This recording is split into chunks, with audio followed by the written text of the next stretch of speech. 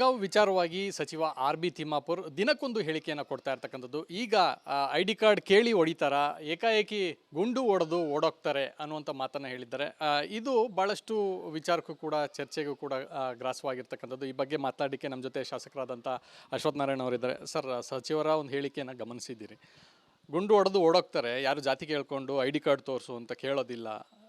ಯಾವರು ಕೂಡ ಅಲ್ಲಿ ಸತ್ತಂಥವ್ರು ಕೇವಲ ಹಿಂದೂಗಳಲ್ಲ, ಮುಸ್ಲಿಮರು ಇದ್ದಾರೆ. ಅಲ್ಲಿ ಕಾಪಾಡಿದ್ದು ಹಿಂದೂಗಳನ್ನು ಕಾಪಾಡಿದ್ದು ಕೂಡ ಮುಸ್ಲಿಮರು. ಈ ರೀತಿಯಾದಂಥ ಹೇಳಿಕೆಗಳನ್ನು ಗಮನಿಸೋದಾದರೆ ಒಂದು ರೀತಿಯ ಸತ್ತವರ ಕುಟುಂಬಕ್ಕೆ ಅಪಮಾನ ಮಾಡದಂತೆ ಅನ್ನಿಸ್ತಿಲ್ವಾ ಸರ್? ಖಂಡಿತ ಸನ್ಮಾನ್ಯ ತಿಮ್ಮಾಪುರ್ ಅವ್ರಿಗೆ ಒಂಥರ ಏನೋ ಮಾನಸಿಕವಾಗಿ ಏನಾಗಿದೆಯೋ ಗೊತ್ತಿಲ್ಲ. ರಾಜಕೀಯವಾಗಿ ತಮ್ಮ ಲಾಭಕ್ಕಾಗಿ ಇವನ್ನೇನು ಯಾರೇನು ಕೇಳಕ್ಕೆ ಬಂದಿಲ್ಲ. ಇವತ್ತು ಹೇಳಿಕೆ ಯಾರು ಈ ಗುಂಡಿಗೆ ಬಲಿಯಾದಂಥ ಕುಟುಂಬದ ವ್ಯಕ್ತಿಗಳು ಯಾರು ಅವ್ರ ಜೊತೆನಲ್ಲಿದ್ದರು,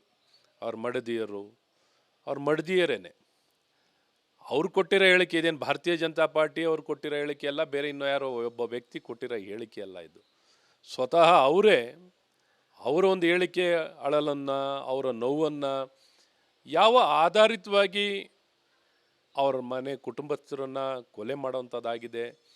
ಒಂದು ಅವರ ಧರ್ಮವನ್ನು ಕೇಳೋವಂಥದ್ದು, ಅವ್ರ ಹೆಸರು ಕೇಳೋವಂಥದ್ದು, ಅಥವಾ ಕಲ್ಮಾ ಹೇಳ್ತೀಯ ಅಂತ ಅನ್ನೋವಂಥದ್ದು, ಅಥವಾ ಬಟ್ಟೆನ ಬಿಚ್ಚಿ ನೋಡಿರೋವಂಥದ್ದು. ಈ ಬಟ್ಟೆನೆಲ್ಲ ಬಿಚ್ಚಿ ನೋಡೋವಂಥ ಎಲ್ಲ ರೀತಿಯಾದಂಥ ಒಬ್ಬೊಬ್ಬರು ಒಂದೊಂದು ರೀತಿ ಮಾಡಿರೋವಂಥದ್ದನ್ನು ಭಾಳ ಸ್ಪಷ್ಟವಾಗಿ ಅವರೆಲ್ಲ ಕುಟುಂಬದ ಸದಸ್ಯರು ಹೇಳಿದ್ದಾರೆ. ಹಾಗಾಗಿ ಇವರು ಏನೋ ಲಾಭಕ್ಕಾಗಿ ಬಿ ಜೆ ಪಿಯವರೇನೋ ಲಾಭಕ್ಕಾಗಿ ಮಾತಾಡ್ತಿದ್ದಾರೆ. ಈ ಹುನ್ನಾರ ಬೇಹುಗಾರಿಕೆ ವಿಫಲವಾಗಿದೆ. ಕಾರ್ಗಿಲ್ನಿಂದ ಹಿಡಿದು ಕಾರ್ಗಿಲ್ ಯುದ್ಧವನ್ನು ಗೆದ್ದವರು ಯಾರು? ಇವತ್ತು ಪುಲ್ವಾಮಾದಲ್ಲಿ ಉತ್ತರ ಕೊಟ್ಟಿರೋದೇನು? ಯಾವತ್ತಾರ ಒಂದಿನ ನೀವು ಈ ರೀತಿ ಉತ್ತರವನ್ನು ಕೊಡಲಿಕ್ಕಾಗಿದೆಯಾ? ಇವತ್ತು ಏನೋ ತಲೆಗೆ ಬಂದಂತೆ ತಾವೆಲ್ಲ ಮಾತಾಡ್ತಿದ್ದೀರಾ. ಇದು ಈ ಭಯೋತ್ಪಾದಕರು, ಜಿಹಾದಿಗಳು ಗೊತ್ತಿದೆಯಾ ಸನ್ಮಾನ್ಯ ತಿಮ್ಮಾಪುರ್ ಅವರೇ? ಇವರು ಜಿಹಾದಿಗಳು. ಇವರು ಬಂದಿರೋದೇ ಇನ್ನೊಂದು ಧರ್ಮವನ್ನು ಸಂಪೂರ್ಣವಾಗಿ ನಿರ್ನಾಮ ಮಾಡಬೇಕು. ಜಿಹಾದಿಗಳ ಉದ್ದೇಶನೇ ಇದು. ಅವರಿಗೆ ಅವ್ರ ಧರ್ಮ ಬಿಟ್ಟರೆ ಬೇರೆ ಇನ್ನೊಂದು ಧರ್ಮವನ್ನು ಒಪ್ಕೊಳ್ಳಲ್ಲ. ಇಂಥ ಭಯೋತ್ಪಾದಕರ ಪರವಾಗಿ ನೀವು ವಕ್ತಾರರ? ನೀವು ಯಾವ ಆಧಾರದ ಮೇಲೆ ಈ ರೀತಿ ಮಾತಾಡ್ತಿದ್ದೀರಾ? ನಿಮಗೆ ಅಸ್ವಸ್ಥರಾಗಿದ್ದೀರಾ? ನಿಮಗೇನು ತಲೆ ಕೆಟ್ಟಿದೆಯಾ? ಮನ ಬಂದಂತೆ ಮಾತಾಡ್ತೀರಿ. ಇಡೀ ದೇಶಕ್ಕೆ ಅವಮಾನ ಮಾಡ್ತಿದ್ದೀರಾ. ಮತ್ತು ಆ ಒಂದು ಗುಂಡಿಗೆ ಬಲಿಯಾದಂಥ ವ್ಯಕ್ತಿಗಳೇ ಮತ್ತು ಅವ್ರ ಕುಟುಂಬದವ್ರಿಗೆ ಅವಮಾನ ಮಾಡ್ತಿದ್ದೀರಾ. ಏನೊಂದು ಸೂಕ್ಷ್ಮತೆ ಇಲ್ಲದೆ ಮಾತಾಡ್ತಿದ್ದೀರಾ. ನಿಮಗೇನಿದಾರ ನೋವು, ಏನಾರು ₹1 ನೋವು ಏನಾರು ಗೊತ್ತಾಗಿದೆಯಾ? ನಿಮ್ಮಂಥ ಭ್ರಷ್ಟಾಚಾರಿಗಳು ಎಷ್ಟು ಮೇಲೆ ನಿಮ್ಮ ಮೇಲೆ ಆಪಾದನೆ ಇದೆ. ನಿಮಗೆ ಮಾನ ಮರ್ಯಾದೆ ಬಿಟ್ಟು ಭ್ರಷ್ಟಾಚಾರ ಮಾಡ್ಕೊಂಡು ಆಪಾದನೆಗಳನ್ನ ನಿಮ್ಮ ಮೇಲೆ ಸ್ಟ್ರೈಕಿಗೆ ನಿಂತ್ಕೊಂಡು ನಿಮ್ಮ ಭ್ರಷ್ಟಾಚಾರದ ಕರ್ಮಕಾಂಡ ಇಡೀ ರಾಜ್ಯದಲ್ಲಿ, ಇಡೀ ದೇಶದಲ್ಲಿ ಹೆಸರುವಾಸಿಯಾಗಿದೆ. ಅಂಥ ಹಿನ್ನೆಲೆ ಇರೋರು ನೀವು ಈ ರೀತಿ ಮಾತಾಡ್ತಿದ್ದೀರಾ. ಇವತ್ತು ಇಡೀ ದೇಶದ ಜನರಿಗೆ ಮತ್ತು ನೊಂದು ಆ ಸಂತಾಪದಲ್ಲಿರೋಂಥ ಇಡೀ ದೇಶ ಸಂತಾಪದಲ್ಲಿದ್ದಾರೆ. ನಿಮಗೆ ದುರಹಂಕಾರದ ಮಾತುಗಳು, ಮನ ಬಂದಂಥ ಮಾತುಗಳು, ಸೂಕ್ಷ್ಮತೆ ಇಲ್ಲದಂಥ ಮಾತುಗಳು. ನೀವು ಹೇಗೆ, ನಿಮ್ಗೇನೋ ಮನಸ್ಸಾಕ್ಷಿ ಇದೆಯಾ? ಒಂದು ಜನಪ್ರತಿನಿಧಿ ಆಗಿರೋ ನೀವೇನೋ ಜನಪ್ರತಿನಿಧಿ ಆಗಿರಲಿಕ್ಕೆ ಯೋಗ್ಯರ? ಅರ್ಥ ಆಗ್ತಿಲ್ಲ. ನಾನು ಸರ್ಕಾರವನ್ನು ಈ ಕೂಡಲೇ ಸಂಬಂಧಪಟ್ಟ ಗೃಹ ಇಲಾಖೆಯರು ಸುಮೋಟೋ ಹೇಗೆ ಅಸ್ಸಾಂನಲ್ಲಿ ಕೇಸ್ ಹಾಕಿದ್ದಾರೆ ಆ ಶಾಸಕನ ಮೇಲೆ, ಅದೇ ರೀತಿ ಇವ್ರ ಮೇಲೆ ಕೇಸನ್ನು ದಾಖಲು ಮಾಡಿ, ಕ್ರಿಮಿನಲ್ ಕೇಸ್ ಅರೆಸ್ಟ್ ಮಾಡಿ ಅಂತ ನಾನು ಒತ್ತಾಯ ಮಾಡ್ತೀನಿ. ಈ ಕೂಡಲೇ ಮುಖ್ಯಮಂತ್ರಿಗಳು ಸಿದ್ದರಾಮಯ್ಯನವರು ಇವ್ರನ್ನ ವಜಾ ಮಾಡಬೇಕು.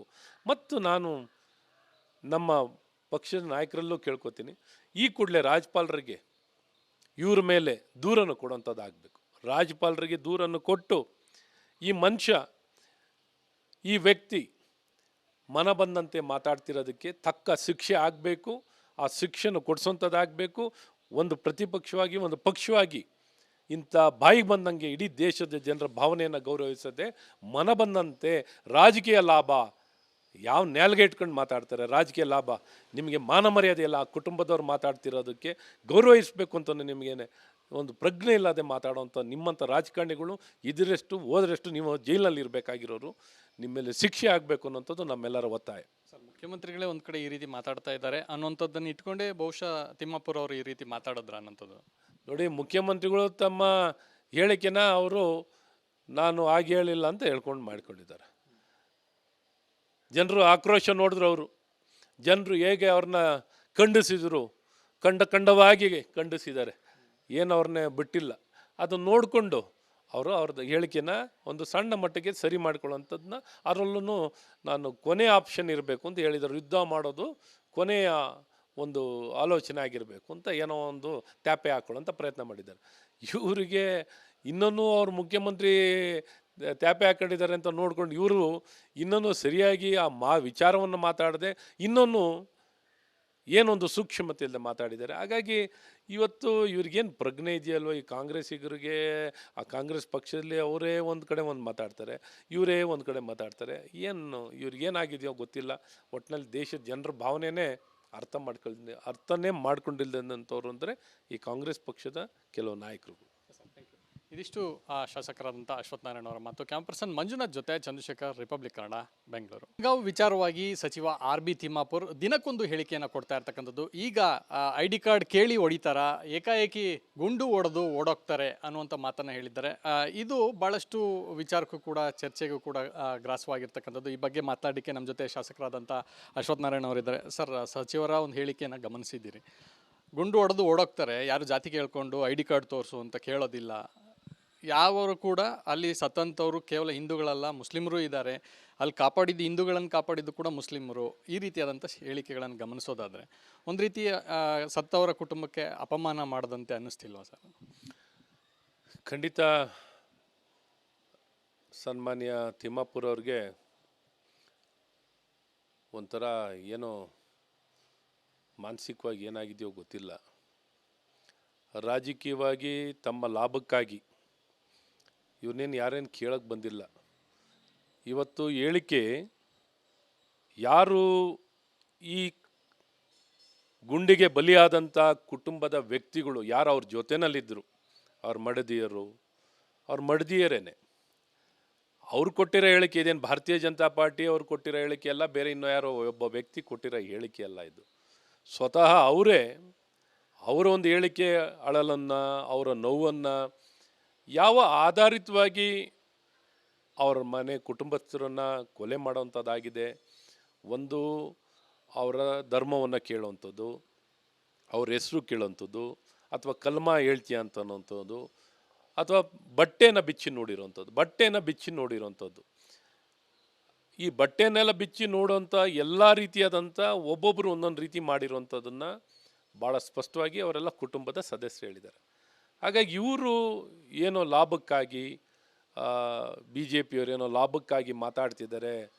ಈ ಹುನ್ನಾರ ಬೇಹುಗಾರಿಕೆ ವಿಫಲವಾಗಿದೆ. ಕಾರ್ಗಿಲ್ನಿಂದ ಹಿಡಿದು, ಕಾರ್ಗಿಲ್ ಯುದ್ಧವನ್ನು ಗೆದ್ದವರು ಯಾರು?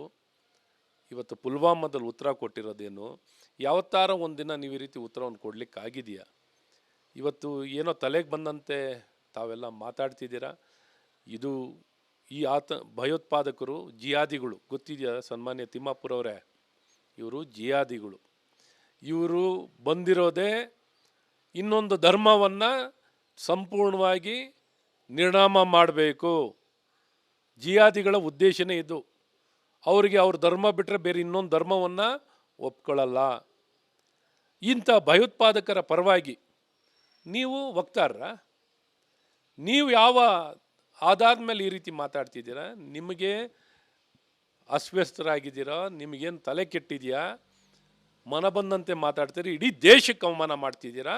ಮತ್ತು ಆ ಒಂದು ಗುಂಡಿಗೆ ಬಲಿಯಾದಂಥ ವ್ಯಕ್ತಿಗಳೇ ಮತ್ತು ಕುಟುಂಬದವ್ರಿಗೆ ಅವಮಾನ ಮಾಡ್ತಿದ್ದೀರಾ. ಏನೊಂದು ಸೂಕ್ಷ್ಮತೆ ಇಲ್ಲದೆ ಮಾತಾಡ್ತಿದ್ದೀರಾ. ನಿಮಗೇನಿದಾರ ನೋವು, ಏನಾರು ₹1 ನೋವು ಏನಾರು ಗೊತ್ತಾಗಿದೆಯಾ? ನಿಮ್ಮಂಥ ಭ್ರಷ್ಟಾಚಾರಿಗಳು ಎಷ್ಟು ಮೇಲೆ ನಿಮ್ಮ ಮೇಲೆ ಆಪಾದನೆ ಇದೆ.